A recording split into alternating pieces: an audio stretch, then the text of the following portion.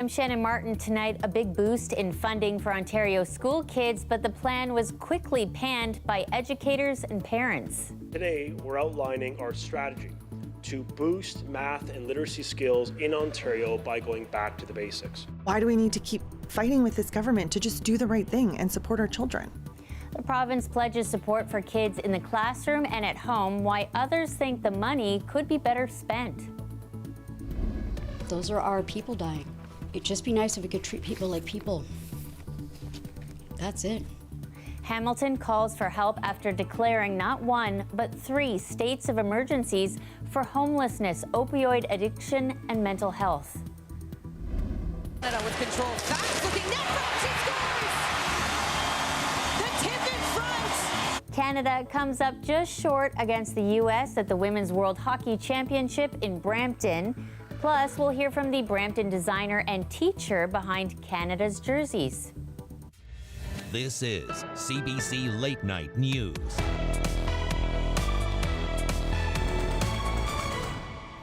Hello, thanks for joining us. A rare Sunday announcement from Ontario's Education Minister, tonight pledging more support for kids when it comes to the basics, math, reading, and writing. As Meg Roberts shows us, educators and some parents say the funding and details don't add up. Today's plan is a clear signal that we're not going to sit idle, we're not going to hope for the best. Education Minister Stephen Lecce announcing $180 million to help students build on math, reading, and writing skills, areas students are struggling with post-pandemic. Through this investment, our government is supporting the hiring of nearly 1,000 specialized math and literacy educators. We're putting in place 1,000 teachers, perhaps, to do this work. Well, we have 4,800 schools. So I can't really figure out if that means that schools get 1 day a week or 1 in 5 schools get supports. CUPE calling the announcement mind-boggling as it estimates Premier Ford's recent budget risks cutting 7,000 education workers across the province. It sounds good on a Sunday, 180 million, lovely little shoot of, a public library that had to open before normal to do so. I think it's got some great sound bites, but it's pretty anemic in details. And quite frankly, I think anemic in what it's going to do. Lecce says the money will go towards doubling the number of school math coaches and adding a dedicated math lead in every board. He also announced come September there will be an overhaul to the language curriculum, which includes screening every kindergartner, grade 1 and 2 student to meet the provincial standard. The Ontario Secondary School Teachers Federation saying it hadn't been consulted on the plans, tweeting out the announcement raises more questions than answers, and it wonders where the province will get those new educators amid staff shortages. This week in East End, Toronto, parents held a rally encouraging the province to invest more money in the education system. Co-chair of the protest, Kate Dupuis, says she was notified last week of potential cuts at her kids' school. It's just really frustrating as a parent. We're busy. It's been a long 3 years. Why do we need to keep fighting with this government to just do the right thing and support our children? She says today's announcement did nothing to convince her children will be better off come September. Let's just invest in sustainable solutions for our kids rather than these tiny little bits. I mean, it basically comes out to $90 a kid. What can you do with $90 for a child, honestly? Meg Roberts, CBC News, Toronto.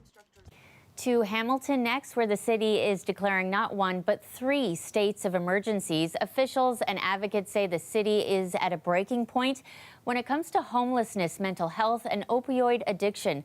Tyler Cheese takes us there and has more on what they're calling critical next steps. This room at the YWCA Hamilton has been operating as a safer drug use space for the past year. When we operate programs and services that don't create space for people to be open about their substance use, they're more likely to use in unsafe situations. They're more likely to die on the street, to be quite honest. Advocates say sites like this are critical in preventing overdose and opioid-related deaths among homeless people. We've had 53 drug poisoning experiences in this space in which we were able to manage. That's 53 individuals that we've been able to save. But she says this site alone can't address the scope of the issue the city is facing. That's why Hamilton City Council has officially declared a state of emergency. We have hit now 1,500 homeless in Hamilton, and that number is growing. Over 800 residents across the entire city, not just in downtown, right across the entire city, experienced opioid overdoses and drug poisonings in 2022. And 150 people died. Hamilton Mayor Andrea Horvath says this declaration should signal to other levels of government that municipalities are struggling. This is very much about ringing the alarm bells and letting the province know, and the feds, that we need help. The property tax base can't provide the kinds of support services that are required. She says the solution should be multi-pronged and needs to start with housing. We're really the only province that's withdrawn completely from developing of new social housing and supporting new social housing units, which is really problematic. I've had 15 years of chronic homelessness in this city. I slept on these streets. Now a frontline worker, Kim Ritchie, says housing alone won't help the people most in need. That a lot of folks need medication management. They need long-term case management after they're housed to avoid, like hoarding and stuff like that, so that they can adapt and learn how to maintain their housing long-term. She hopes with the state of emergency that more people will see how dire the situation has become. Those are our people dying, and it'd just be nice if we could treat people like people. That's it. Tyler Cheese, CBC News, Hamilton. Turning to some developing news tonight, this video just coming into our newsroom. Toronto police say they've located one person without vital signs after a fight at an apartment building in downtown Toronto. It happened just around 9 o'clock. We don't have much information at this time, but police have said they used life-saving measures and officers remain on scene investigating. We'll continue to track that one for you. A man is dead after a shooting in Little Italy on Friday. Police responded to reports of gunshots just before 11 p.m. They arrived to find a 24-year-old man who died from multiple gunshot wounds. He's being identified as Manawar Warsama. Anyone with information is asked to call police. And a man has died after a daylight shooting yesterday. It happened just before 5 p.m. at an apartment complex. Police say the victim, 38-year-old Tola Paul, was taken to hospital where he died. There is no information yet around the cause of that shooting. And a woman has died after a hit and run in Etobicoke this morning. It happened just before 8:30 a.m. Police say a red Toyota Prius hit a 69-year-old woman. It was traveling east on Bloor. The driver took off. Police are looking for witnesses. Two 19-year-old men are facing numerous charges for allegedly luring teen girls into the sex trade, and police believe there could be more victims.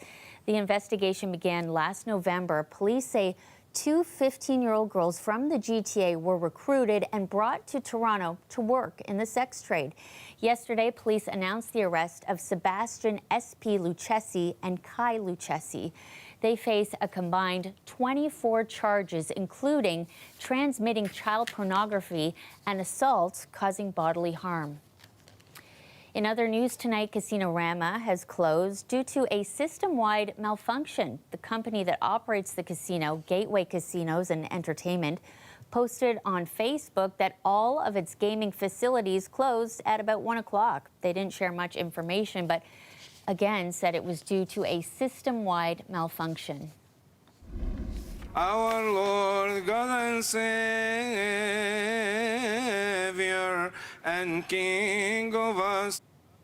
It is Orthodox Easter, and Canada's Prime Minister was in Markham to celebrate yesterday. Justin Trudeau taking in the Orthodox Easter service alongside other dignitaries.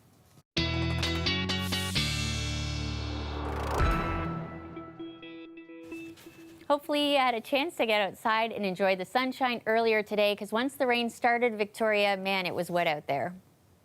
Hopefully you got to maximize your day today. We actually had the earliest 7-day streak of 20 degrees in Toronto. So this week was absolutely beautiful. This is actually a record since 1945 that we just broke. So a little history lesson for you, but we do have some rain on the move. Have you seen rain yet? Because the rain is going to be approaching this evening.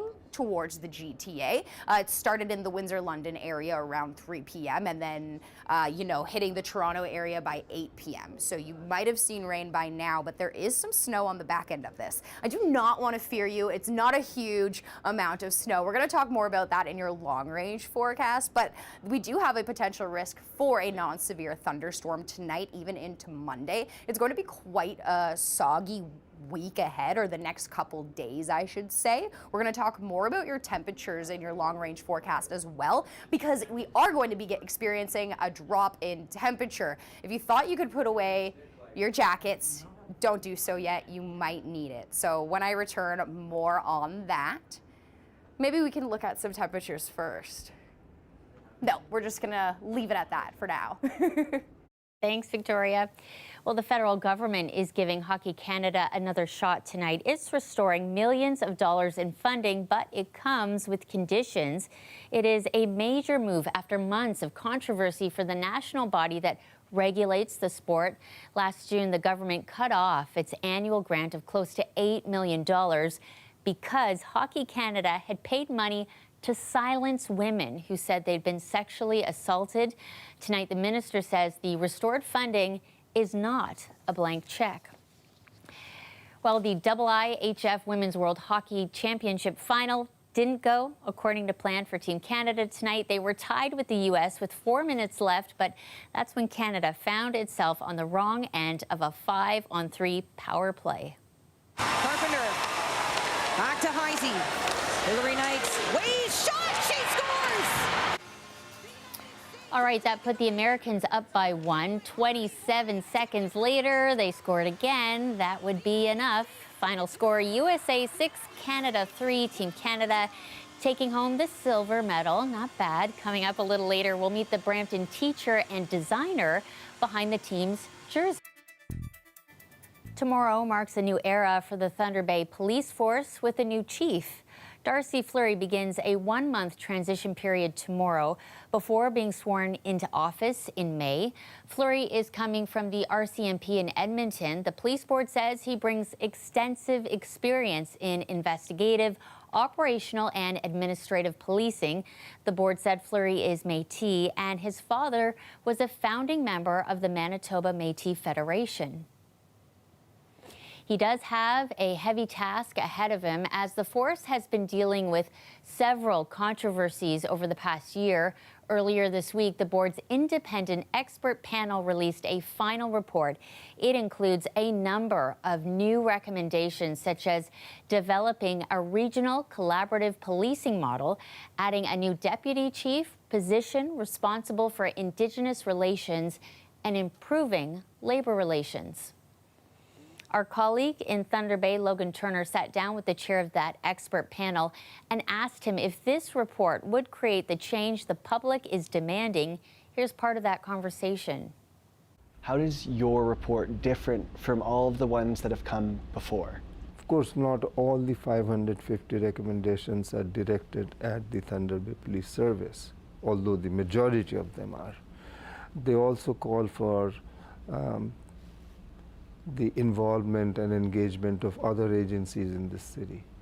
Our report is different in that we are saying in order to make any progress in really following through on those pending, incomplete, partially done recommendations, you need to first strengthen your organizational capacity. We are saying here is how you strengthen your capacity, your ability to make the changes that have been pending. How does this panel and the community of Thunder Bay, Northwestern Ontario by extension, ensure that this is a report that has legs, these recommendations are implemented, that this isn't a report that goes and sits on a shelf? That's a concern we have expressed in our report. We call on the board and the service to develop a results-based, outcomes-based implementation process that is time-bound and that provides specific, measurable criteria. You can watch Logan's full interview online at CBC News/Thunder Bay. Well, a family in Nova Scotia was still very much grieving the loss of their son to cancer when they were shocked to learn, despite his wishes to be a donor, health officials rejected his body because he was gay. Adrienne Williams from Radio Canada has more on the family's plans to file a human rights complaint, plus a response from Health Canada. Liam D. had just finished nursing school when he was diagnosed with a rare kind of cancer. He knew he couldn't donate his organs because of his disease, but one of his final wishes was at least to donate some tissues like his cornea after his death. It was like a gut punch. Cindy Gate was shocked when a nurse told her that her son's tissues couldn't be donated because he was gay. His body was denied, so she came down to tell us that his body was denied, and we said, oh, was it the cancer? And she's like, no. You're not going to believe this. You're not going to believe this. And as soon as she said that, I thought, it's because he's gay. In fact, Nova Scotia health documents obtained by the family clearly showed that her son's body was rejected because he was gay. They also deem his sexual behavior as high risk, yet his husband said they were in a monogamous relationship for years before his passing. I take offense to that. I take a lot of offense to that. There's no more questions asked of the nurse. They don't have to come talk to the family. None of that happens. No. So it's just, you're a gay man, done. In an email, Nova Scotia Health says it is required to meet Health Canada standards. According to a new report by the community-based research center, organs and tissues donated by men are labeled as coming from increased infectious risk donors if the donor has had sex with a man in the last year. In an email to Radio Canada, Health Canada says those standards are meant to reduce the risk of transmitting serious diseases like HIV and are not intended to discriminate against specific groups. The federal agency also says it is committed to reviewing its regulations so that they continue to reflect the latest scientific and technical advances. Quelle que soit l'orientation sexuelle, this HIV expert says that standards should evaluate a donor's risks based on their behavior, regardless of their sexual orientation. He also thinks that a period of abstinence is no longer relevant, given scientific advances for HIV screenings and treatments. De stigmatiser un groupe. Stigmatizing a specific group of people and imposing a one-year period of abstinence isn't in line with scientific data, he says. Liam D's family has decided to soon file a complaint with the Canadian Human Rights Commission, and this paralegal from Toronto has decided to help them. A lot of the questionnaires are not public, and they're internal documents, so we have to make information requests and other requests to try to gather those documents. I think a lot of people understand and are sympathetic to the issue, but there's not really a willingness to make changes to these policies in the immediate, which we need. According to Canadian Blood Services, more than 4,000 Canadians await a life-saving organ transplant each year. Hundreds of them die waiting. Now Liam D's family hope their fight will help save some of them. Adrienne Williams, CBC News, Toronto.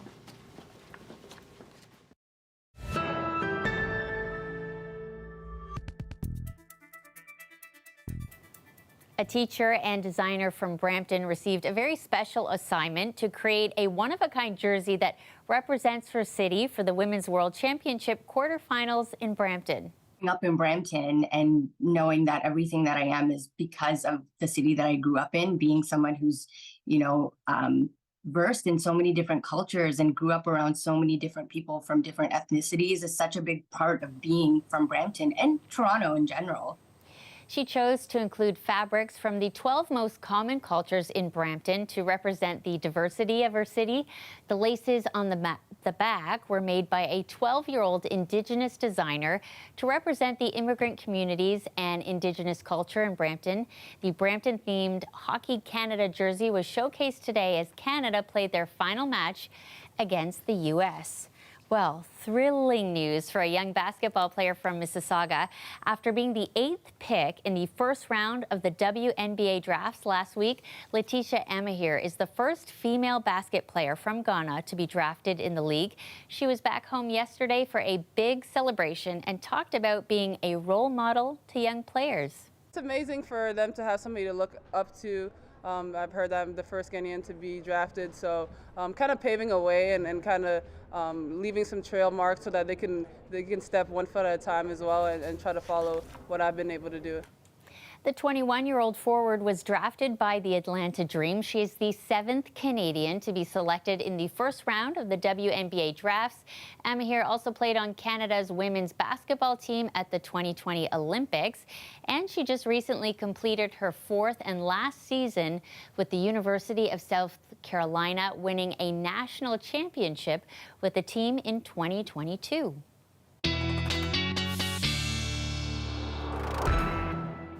Victoria is back now, telling us to keep those jackets handy.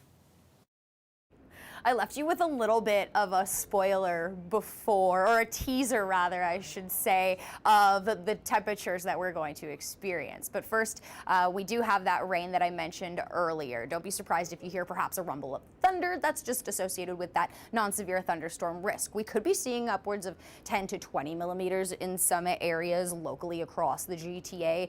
Keep a raincoat for your Monday because you are going to need it. We do dry up by Tuesday, but feeling like 2 degrees, and that's a huge drop. In fact, a 20-degree drop from the conditions that we experienced today, getting up to 22 degrees. So keep the jackets for a little while longer until at least next weekend we get back to the double digits. So just hang in this week at least.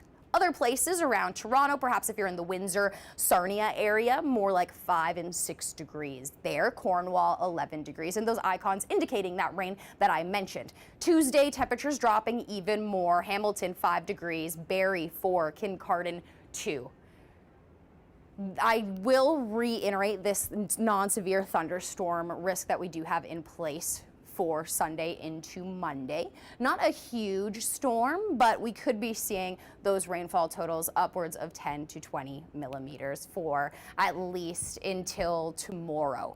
If you are far north, we could see snow, but not a snow event for the GTA, so do not be fearful of that. Okay, thanks, Victoria. A little rain, you expect it. It's spring, of course. That's our show for you tonight. Thank you so much for watching. We hope you have a great week ahead, and we'll be back again with you next weekend. We'll see you soon.